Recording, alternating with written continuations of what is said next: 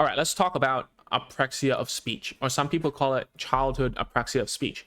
And there are some early signs that you can see for apraxia of speech, but most of the time it's going to be suspected.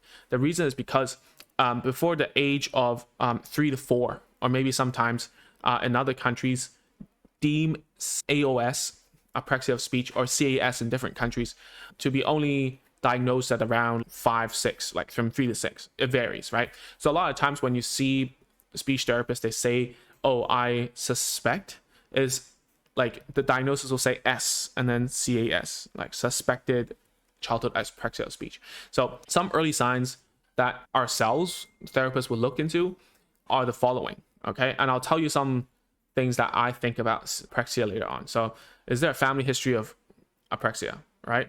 It's, most of the time it's genetical, right? Presence of receptive ability and expressive ability language gap, right? There's a gap, meaning they understand you a lot better than they can speak. There's a huge gap, probably, okay?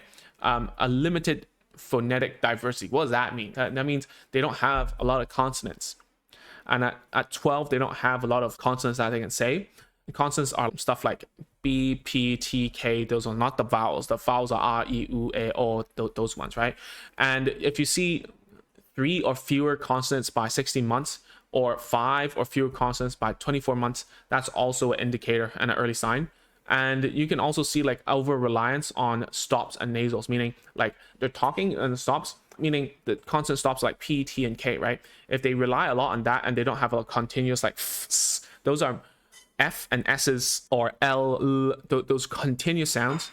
Those continuous sounds are harder to produce, especially for apraxic children. So therefore, they rely on these stops, and they might even rely on nasal sounds, which are like these ones. There's a limited variety in terms of these consonants, and we also see reduced or delayed babbling. And the thing about babbling, there's 2 types. The first type is that it's very simple, just a consonant plus a vowel, might be ba. But later on, some people call it like a reduplicated babbling, which is like ba ba ba ba ba ba ba be, whatever. And it's like many syllables, right? If you see that your child doesn't do as much of that, that might also be an early sign. But obviously, this can be an early sign for everything. Okay. There's also, you can see that they're less loud than most children. In fact, I've seen this with most of the apraxic cases that I've ever had the honor to treat, and they don't really vocalize that often. They also have a restricted syllable and word shape, meaning like they only use some sort of like syllabic structure, which I cannot go through what a syllabic structure really means, but basically, how if I say hi, right? If you spell it out phonetically and you just read it on a dictionary, it's like H-A-I for hi. If a dictionary phonetic version of H-I would be he, right? But if you write H-A-I, that would be phonetical for hi, right? So that's H-A-I. The syllabic structure is C-V-V. And so if a child has apraxia, most of the times, their syllable structures are made simpler. So they would like get rid of some of the sounds here and there. All right. So those are the early signs. But I want to tell you, apraxia of speech takes up a very small population of children who are speech and language delayed. It's a subset of a subset of a subset.